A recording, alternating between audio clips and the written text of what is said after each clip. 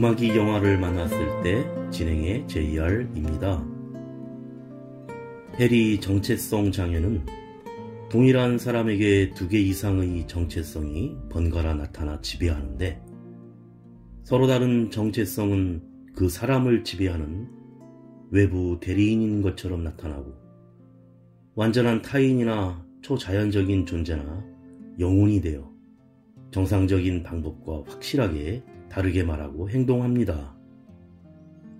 해리성 인격장애는 심각한 고통과 손상을 유발하며 대체로 아동기에 극도의 스트레스 또는 외상을 경험한 사람에게 발생하는데, 미국, 캐나다, 유럽에서는 약 90%가 어린 시절에 심한 학대를 당했거나 방치되었고, 부모의 사망이나 심각한 정신질환 또는 다른 극도의 스트레스 사건을 경험했다고 합니다.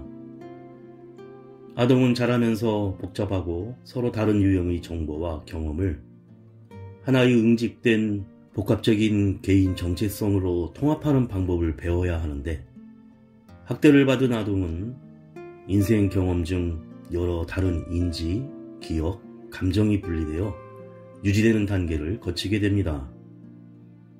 이러한 경험의 분리는 일관되지 않은 애정과 학대 행위를 번갈아 하는 행동이 부모 또는 보호자로 인해 강렬해지며, 이런 행동을 배신적 트라우마라고 하는데, 시간이 지남에 따라 가혹한 물리적 환경에 취약한 아동이 보호받지 못해 해리성 인격장애가 될 수 있습니다. 해리성 장애의 치료는 대개 여러 인격을 하나의 인격으로 통합하는 것인데, 인격 사이의 조화로운 교류를 이끌어내서 정상적으로 기능할 수 있도록 하는 심리치료로 관점을 바꾸고 참을 수 없는 외상과 관련된 기억이 미치는 영향에 점차 둔감하게 되도록 최면과 같은 기법을 사용합니다. 최면은 자신의 정체성들에 접근하고 정체성들 사이의 의사소통을 용이하게 하며 정체성 전환을 조절하는 데 많은 도움이 되는 치료법이라고 합니다.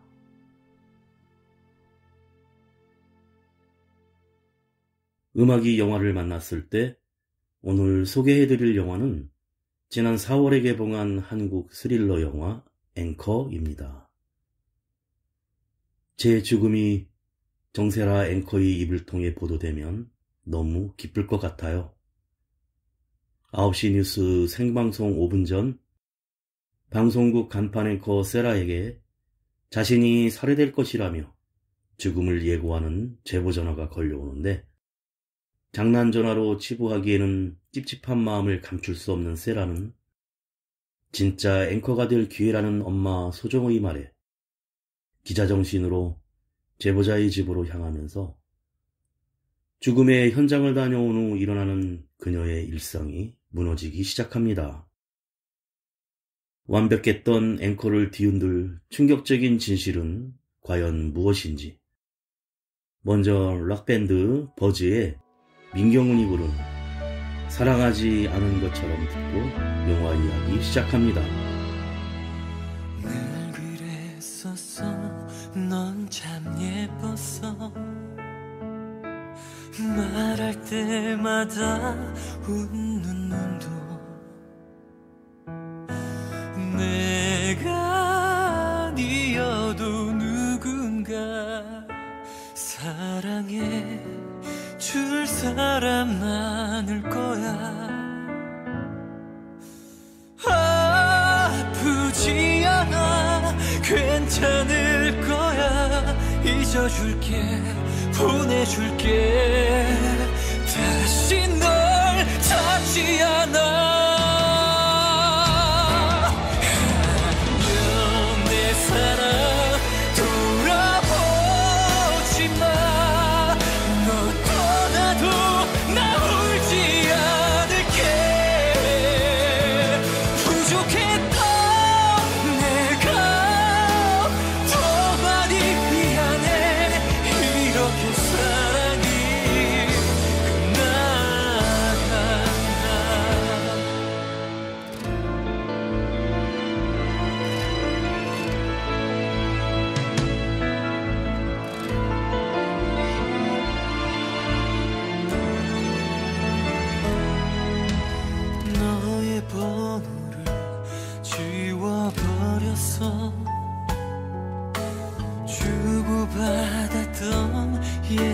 얘기들도 내가 아니어도 누군가 사랑해 줄 사람 많을 거야. 아프지 않아 괜찮을 거야. 잊어줄게 보내줄게 다시 널 찾지 않을게. 안녕 내 사랑 돌아보지 마. 너 떠나도 나 울지 않을게. 부족했던 내가 더 많이 미안해. 이렇게 사랑이 끝나간다. 널 향한 내 사랑은 여기까지인가 봐. 그 사람 곁에서 행복하길 바래.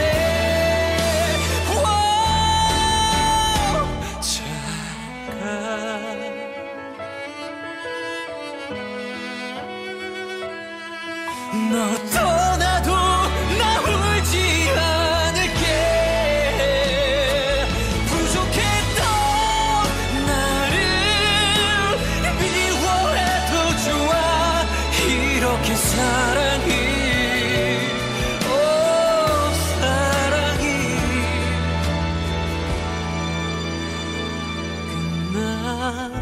끝나간다.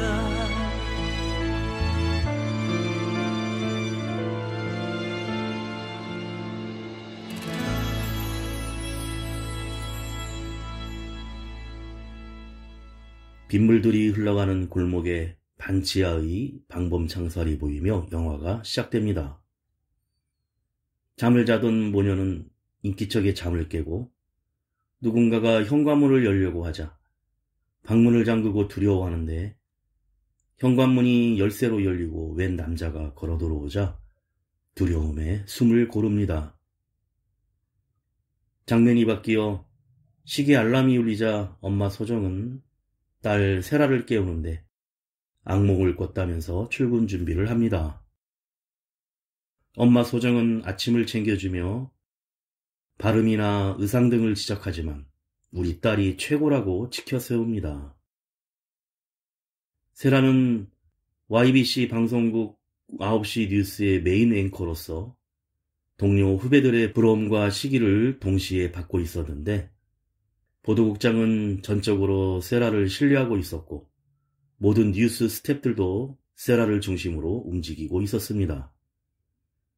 그런데 뉴스를 준비하는 세라는 지금은 사용하지 않는 낡은 구 건물의 분장실에서 혼자 대본 연습을 하며 긴장감에 구토까지 하는 모습을 보입니다.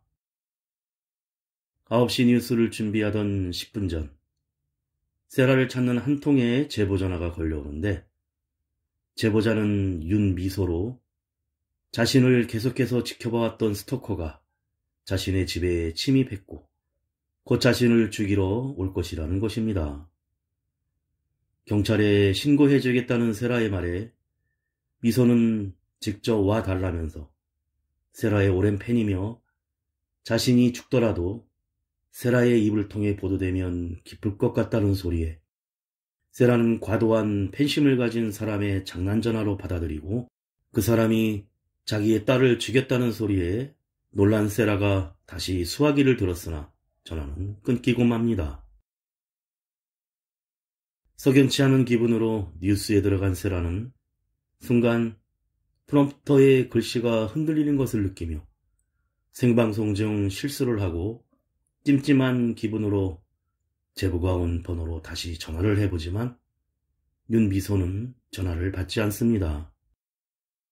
집에 돌아온 세라는 엄마 소정에게 방송 전 있었던 제보전화에 대해 이야기하자 소정은 세라에게 이 사건을 직접 취재하러 갈 것을 제안하고 이것이 진짜 앵커가 될 기회일지 모른다고 합니다. 가수 아이유가 피처링하고 가수 선우정아가 부릅니다. 캣. 다시 생각해봐. 이게 우리 최선은 아닐 거잖아. 왜 애써 네 맘을 숨겨자 나를 봐. 이렇게 금방 낚이는 시선. 좀 더 가까이. 그렇게 말고 이렇게 포근하게. 작은 내 심장 소리에 감동하게. 함께 좀 더 있자. 네가 나타나기 전까지 난 외로워. 아니 심심했어. 어차피 난 늦었어. 분명 후회할걸. 뒤돌아선 순간 부터 넌 날 그리워하게 될 거야. 넌 날 그리워하게 될 거야. 한 번 빠지면 답이 없지. 어쩔 수 없어 태생인걸.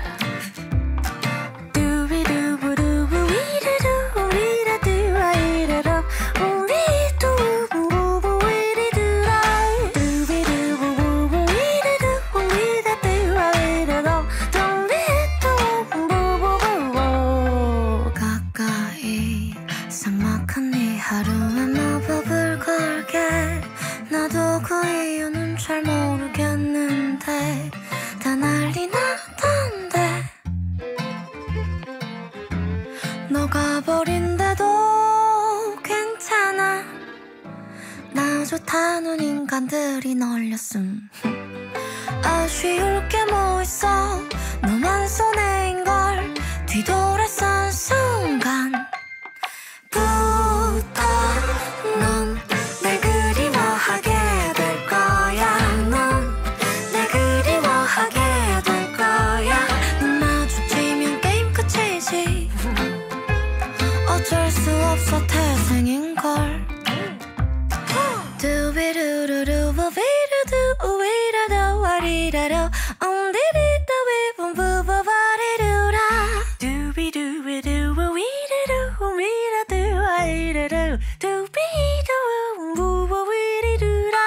넌 날 그리워하게 될 거야. 넌 날 그리워하게 될 거야.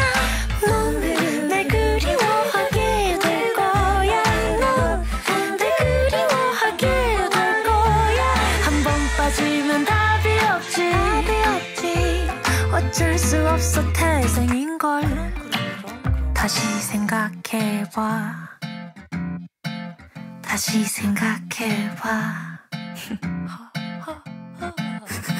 엄마 소정의 말에 설득당한 세라는 미소가 전화로 알려준 주소로 찾아가는데 문은 잠겨있지도 않고 아무리 불러도 대답이 없고 심지어 방바닥이 물로 잠겨 있습니다.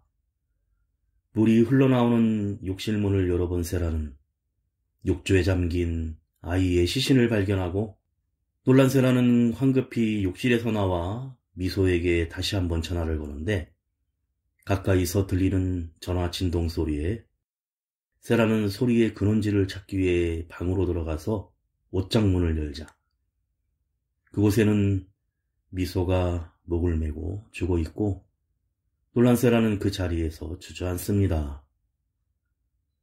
경찰과 119 구급대가 출동하고 이어 방송국 직원들이 오자 세라는 이를 직접 취재하며 주변 사람들 인터뷰도 하고 미소가 방송국에 전화해 통화했던 실제 음성도 방송되면서 세라는 YBC 내에서와 검색어 1위에 오르며 사회적으로 많은 반응을 얻게 됩니다. 그런데 이때부터 세라에게는 윤미소로 보이는 머리를 풀어헤친 여자의 환영을 보게 됩니다. 세라는 선배 PD에게 이런 상황을 상담을 하자 실제 윤미소의 얼굴을 보아야만 잊혀질 거란 충고를 듣습니다. 얼마 후 애초에 제기되었던 타살 가능성은 성립되지 않았고 미소가 정신질환으로 자신의 삶을 비관해 아이를 살해한 후 자살했을 것이라는 경찰의 수사 결과 발표가 나오면서 사건은 어느 정도 일단락되는 듯 보이는데 최초 보도자인 세라는 온정적이기보다는 살해 후 자살이란 차가운 시선으로 후속 단독 코너를 진행할 기회를 얻으며 보도국 내에서 국장의 기대를 한몸에 받게 됩니다. 가수 임재현이 부릅니다. 사랑의 연습이 있었다면.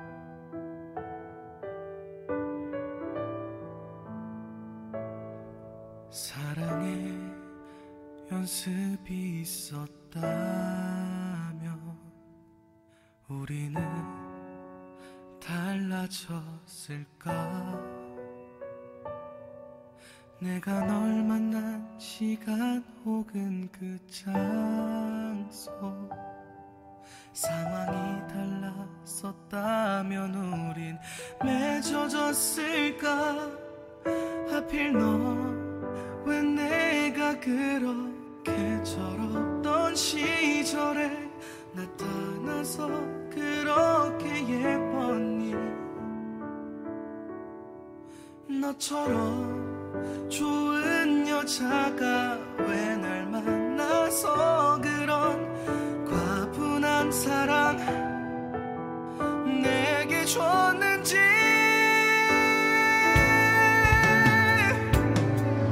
우리 다시 그때로 돌아가자는 게 그게 미친 말인가? 정신 나간 소리인가? 나는 더 잘할 수 있고 다신 울리지 않을 자신이 있는데 그게 왜 말이 안 돼?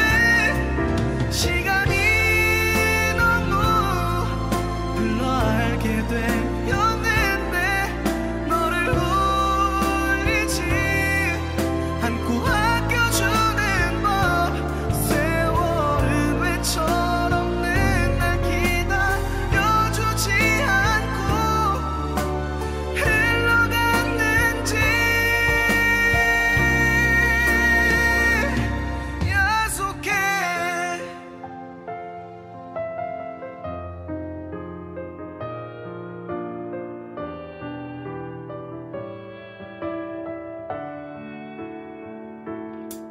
지금 너 만나는 그에게도 내게 그랬던 것처럼 예쁘게 웃어주니 너처럼 좋은 여자의 사랑받는 그 남자 너무 부러워. 넌 행복하니?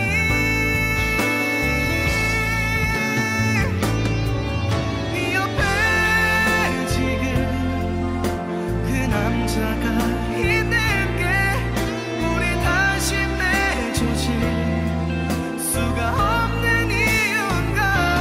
나는 더 잘할 수 있고 다신 울리지 않을 자신이 있는데 그게 왜 말이 안 돼?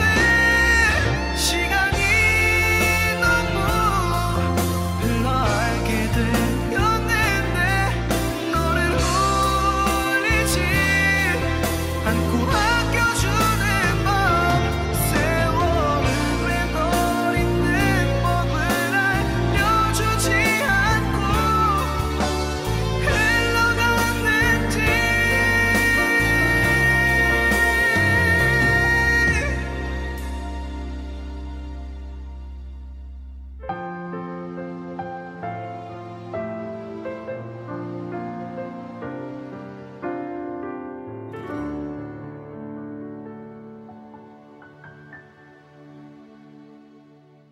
후속 보도를 위해 윤미소의 집에 다시 찾아간 세라는 수상한 누군가가 미소의 집에 침입하여 책상을 뒤지는 것을 발견하고 경찰에 신고를 하는데 그는 윤미소를 치료했던 정신과 의사 최인호였고 의사가 죽은 환자 집에 왜 왔는지 의심을 품습니다.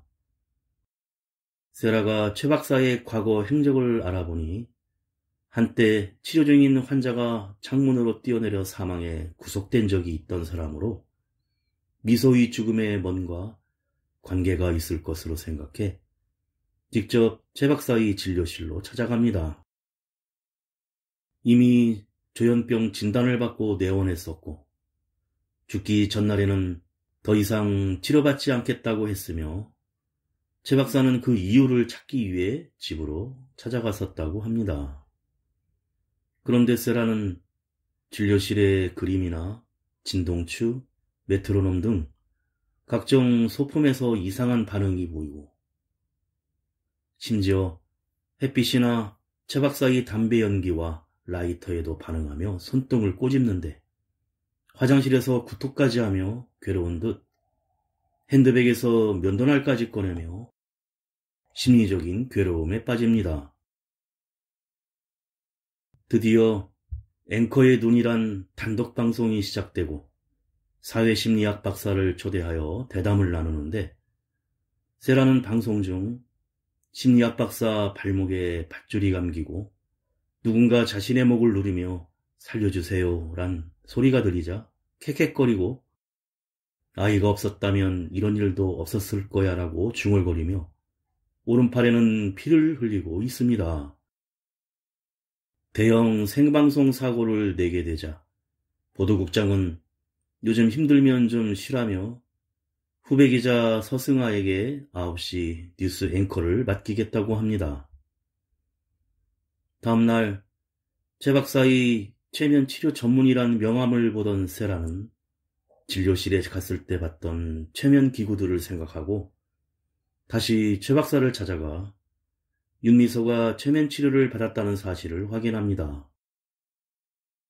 사실 윤미소는 해리성 인격장애를 갖고 있었고 병원을 찾아왔을 때 그림책의 맨 뒷장에 살려주세요란 글이 쓰여져 있었는데 미소가 자신의 다른 존재로부터 벗어나려고 했다는 것입니다. 가수 요조가 부릅니다. 내가 말했잖아. 내가 말했잖아. 기쁠 땐 웃어버리라고. 복사꽃 두 뺨이 활짝 필 때까지. 내가 말했잖아. 슬플 땐 울어버리라고. 슬픔이 넘칠 땐 차라리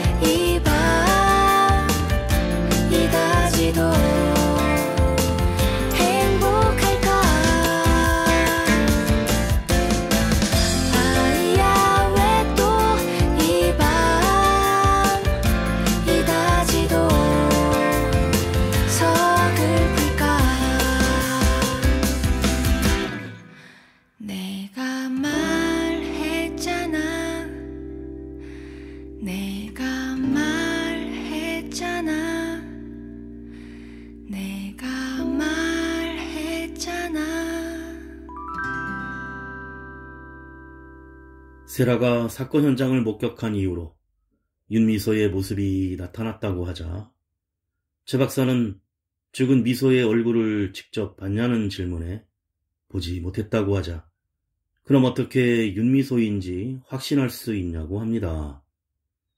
그러자 세라는 그걸 확인하기 위해 최면 치료를 받고 싶다고 해 최면이 시작됩니다. 최면 속의 세라는 넓은 갈대밭에 있는 창고의 계단으로 내려가는데 계단을 다 내려가자 물이 고여있는 윤미소의 집이 나타나고 욕실을 지나 원래 발견했던 옷장을 열어보지만 아무것도 없습니다. 최 박사가 미소의 얼굴을 봐야 끝난다고 하자 머리를 풀어헤친 미소가 나타나고 목을 조이기 시작하는데 여자의 얼굴의 모습은 머리카락에 가려 보이질 않습니다. 이렇게 최면이 끝나고 방송국의 보도국장은 세라에게 앵커는 후배 기자에게 맡긴다고 통보하자 화가 난 세라는 구 건물의 분장실에서 유리를 박살내는데 거울에 비친 자신의 두 얼굴의 모습을 보고 깜짝 놀랍니다. 그날 밤 최 박사에게 전화가 걸려오는데 세라의 엄마 소정이 전화를 받고 다시는 전화하지 말라고 잘라버리고 방송국 사부에 후임 서승아 앵커의 사진이 전면에 실려있는 것을 말없이 바라봅니다. 한편 별거 중인 펀드 매니저인 남편에게 이혼 서류를 던져주고 끝내자고 하는데 이때 베란다에서 서승아가 실린 사부가 난도질된 것을 발견하고 엄마 소정이 한 줄 알고 엄마의 집에 찾아가지만 빈 술병들과 뉴스 테이프들이 널브러져 있고 전화도 받질 않습니다. 최 박사는 세라에게 다시 진료받기를 권하지만 혹시 당신이 윤미소가 자살하게 만든 거 아니냐며 다그치자 세라의 집으로 찾아온 최 박사는 남편을 만나 세라와 엄마 소정의 심리 상태에 대해 심각할 수 있다고 설명을 합니다. 그런데 난도질된 잡지 옆에서 세라의 임신 초음파 사진을 발견하게 됩니다. 가수 황인욱이 부릅니다. 포장마차.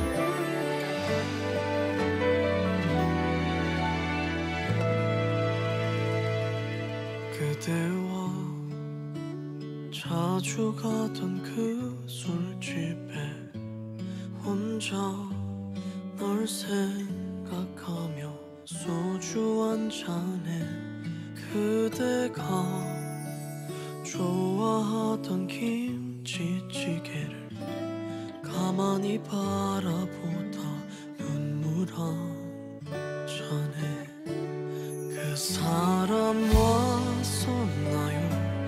아니 소식이라도 그녀에게 전해줘요. 늘 지금처럼 기다린다고. 포장마차 그때 그 자리에서 네가 있던 그곳에 서서 날 사랑한단 말했잖아.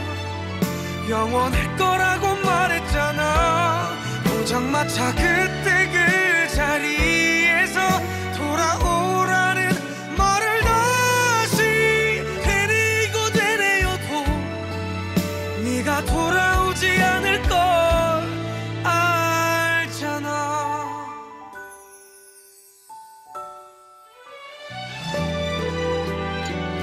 그 사람 왔었다면 혹시 혼자였나요? 그녀에게 전해줘요. 나 그때처럼 기다린다고. 포장마차 그때 그 자리에서 네가 있던 그곳에 서서 날 사랑한단 말했잖아. 영원할 거라고 말했잖아. 포장마차 그때 그 자리에서 돌아오라는 말을 다시 되뇌이고 되뇌어도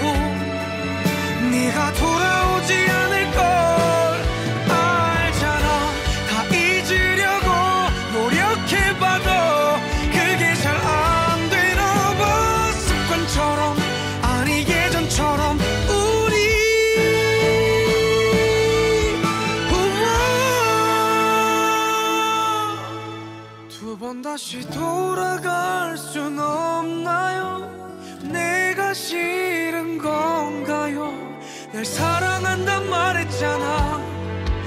영원할 거라고 말했잖아.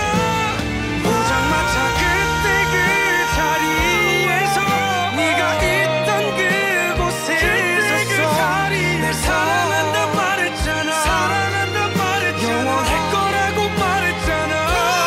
그댈 다시 부르고 또 불러도 아무 말 없는 너를 다시 되뇌이고 되뇌어도 네가 돌아오지 않을 걸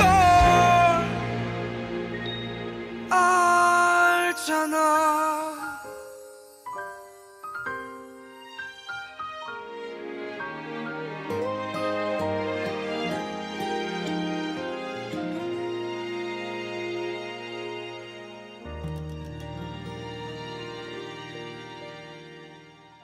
YBC 방송국 로비에서 엄마 소정이 지나가는 서승아 앵커를 부르며 구 건물에 낡은 대기실로 같이 들어가 얘기를 나누는데 앵커는 내 자리라며 얘기 다 끝났다고 나가려는 서승아에게 예전에 방송 준비하던 때가 생각난다며 울먹이다가 승아에게 다가간 엄마 소정이 칼로 배를 찌릅니다. 그때 전화벨이 울리는데 남편의 전화를 받은 세라의 모습으로 변하고 최 박사는 스토커라며 위험한 사람이라고 전화를 끊습니다. 서승아를 만나 칼로 찌른 사람은 세라의 내면에 있는 해리성 인격장애의 산물인 엄마 소정이었는데 그 말을 들은 남편은 장모 집에 같이 갔던 최 박사가 여기저기를 뒤지자 스토커로 알고 폭행을 행사하자 최 박사는 폭행을 당하면서도 세라 엄마 집 마당의 창고를 발견하고 들어가는데 계단을 내려가자 그곳에는 세라 엄마 소정이 목을 메고 자살한 상태였습니다. 사실 세라는 최 박사의 체면 치료 시 자신의 목을 조르던 여자의 얼굴을 봤었는데 바로 엄마 소정이었던 것입니다. 그 시각 방송국에서는 앵커 서승아가 사라져 난리가 나는데 하얀 정장을 입은 세라가 태연히 뉴스 부스에 앉아 오늘 클로징 멘트는 자기가 하겠다며 자리에 앉으며 뉴스를 진행하려고 하는데 다급한 보도국장은 할 수 없이 허락을 합니다.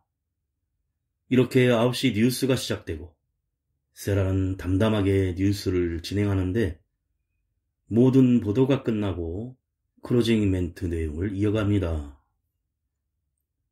바로 자신의 어머니 소정이 30년 전 아기였던 세라의 목을 조이고 동반 자살하려는 사건이었는데 너만 없었다면 이 자리는 내 것이 될 수 있었는데 라고 중얼거리며 급하게 방송이 클로징됩니다. 그 순간 서승아 앵커가 피투성이 된 배를 움켜잡고 방송국으로 들어와 쓰러지고 아수라장이 됩니다. 정신이 돌아온 세라는 최 박사에게 전화를 걸어 엄마가 저지른 일이라고 하고는 엄마 소정을 쫓아 그 건물의 낡은 분장실에서 엄마 소정과 대면하는데 한편 경찰이 출동한 엄마 소정의 자살 현장에서 만난 김영사에게 최 박사는 윤미소처럼 앵커 세라도 해리성 인격장애라고 알리고 9시 뉴스를 진행하고 있다는 방송국으로 출동을 합니다. 여성 듀오 가수 다비치가 부릅니다. 너 없는 시간들.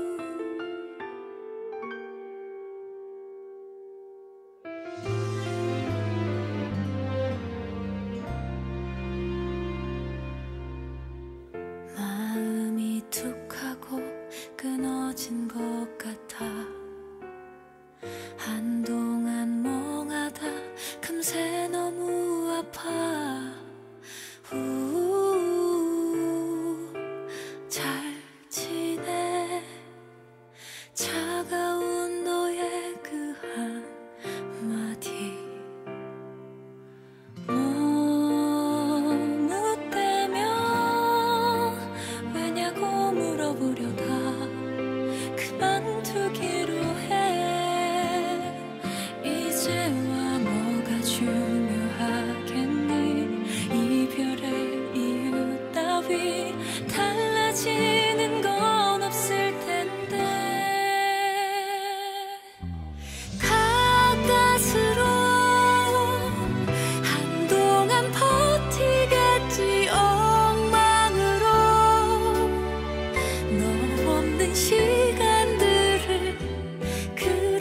소식에 잘 지낸단 말에 무너지듯 못 견디게 보고 싶겠지. 나는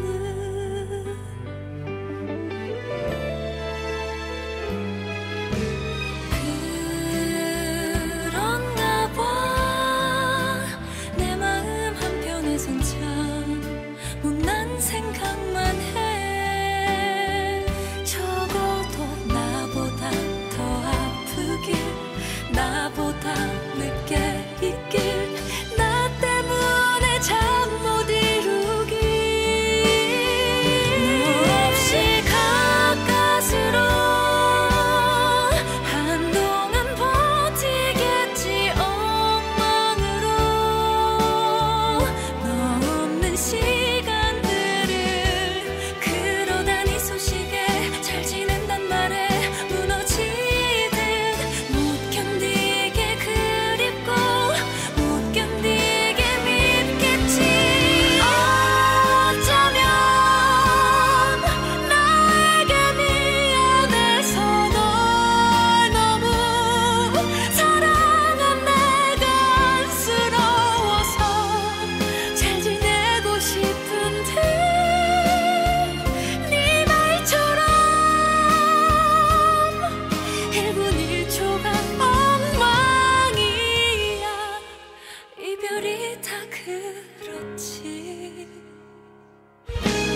괜찮은 척 지내다 한순간 주저앉고 말아.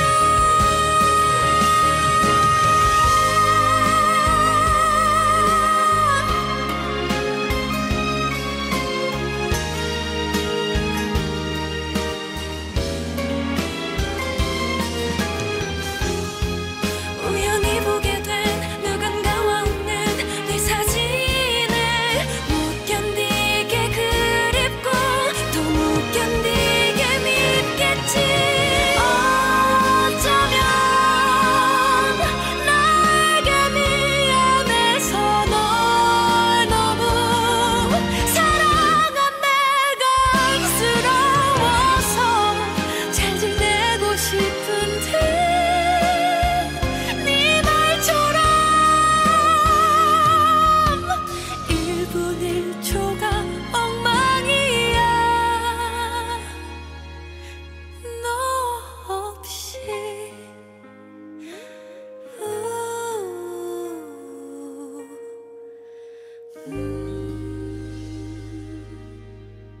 분장실에서 세라는 어떻게 이런 짓을 할 수 있냐고 묻자 만난 엄마 소정은 깨진 유리 조각을 집어들고 손목을 긋자 세라의 팔목도 같이 그어지며 비명을 지르고, 이렇게 엄마는 결국 너고 뗄래야 뗄 수 없는 완전한 하나라고 합니다. 이때 최 박사가 들어와 엄마는 이미 돌아가셨다고 하자 분장실에 엄마 소정은 사라져버리고 세라의 손에 유리 조각이 들려 있습니다. 진실은 해리성 인격장애인 세라의 인격 속에 엄마 소정이 존재하며 전화를 받은 것도, 사보 잡지를 난도질한 것도, 서승아 앵커를 찌른 것도 모두 이중인격을 가진 세라였던 것입니다. 이미 4주 전에 세라는 엄마 집에서 숨겨놓은 술을 찾다가 엄마의 스크랩 자료들을 보게 되었는데, 엄마 소정의 본명은 이윤숙이었고 YBC 방송국의 유망한 차세대 아나운서로 미혼모로 밝혀져 해고당했으며 30년 전 딸인 세라를 목 졸라 죽이고 동반 자살하려다가 실패했었는데 목을 조를 때 너만 없었으면 이란 말을 중얼거렸던 것입니다.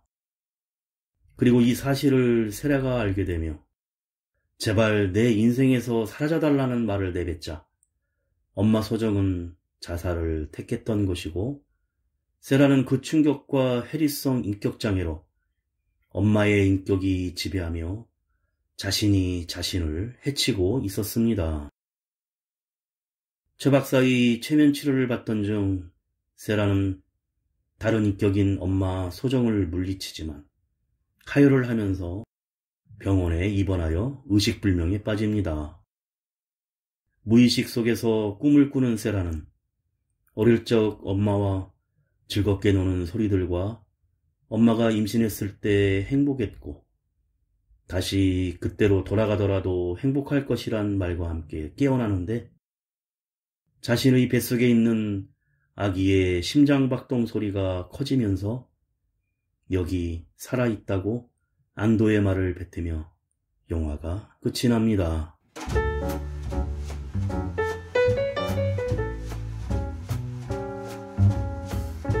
간판 앵커 세라의 일상은 완벽해 보입니다.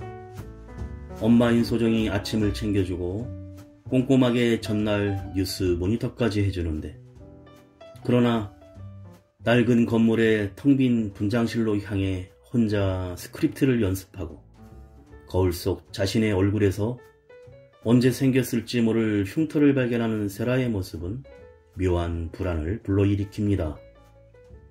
긴장으로 곤두서 있는 세라에게 불쑥 제보자의 전화가 걸려오고 그 순간부터 메인 앵커에서 밀려날지 모른다는 근원적인 불안을 가진 세라의 미스터리의 실체를 향한 위험한 여정이 시작됩니다. 직접 취재한 특종을 포기할 수 없어 사건의 진상에 강박적으로 매달리는 세라와 이를 부추기는 엄마 소정, 그리고 윤미소의 죽음의 진실을 알고 있으리라 믿고 찾아간 정신과 주치의 최인호는 세라의 불안을 고조시킵니다.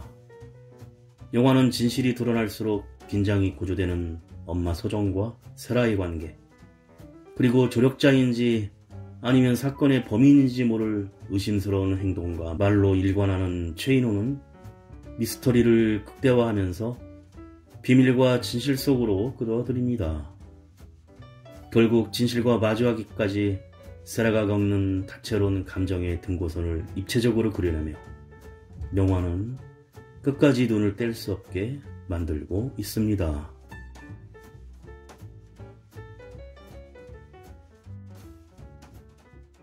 음악이 영화를 만났을 때 오늘 소개해드린 한국 스릴러 영화 앵커였는데요. 주인공 천우희는 발성부터 다른 아나운싱의 세계로 진입하기 위해 우선 집중적으로 뉴스를 많이 듣고 따라하는 것부터 시작해 KBS 출신의 김민정 아나운서의 도움을 받았다고 하는데요. 하루 4시간씩 반복해서 뉴스 스크립트를 읽는 법을 배우고 수업 내용을 녹음하고 또 별도로 김민정 아나운서가 녹음해준 원고를 외우다시피 할 정도로 청취와 녹음 비교 교정을 반복하는 식으로 연습을 진행했다고 합니다. 시선 처리와 자세도 발성 못지않게 중요해 신뢰감을 주면서 전달력도 높아야 하기에 어떤 틀을 갖추고 연기를 해야 해서 생각보다 더 힘들었다는데, 그러나 뉴스 스튜디오 장면을 찍는 동안 데스크에 뭐가 놓여 있는지 프롬프터까지 디테일하게 신경 쓰면서 천호희는 메인 앵커로서 모든 면에서 합격점을 받았다고 합니다. 마지막으로 테리우스란 별명으로 불리는 가수 신성우는 정작 자신은 이 별명으로 불리는 것을 제일 싫어했다고 하는데요. 오랜만에 들어보는 노을의 기대 이유 들으며 인사드립니다. 지금까지 JR이었습니다. 오늘도 인생을 영화처럼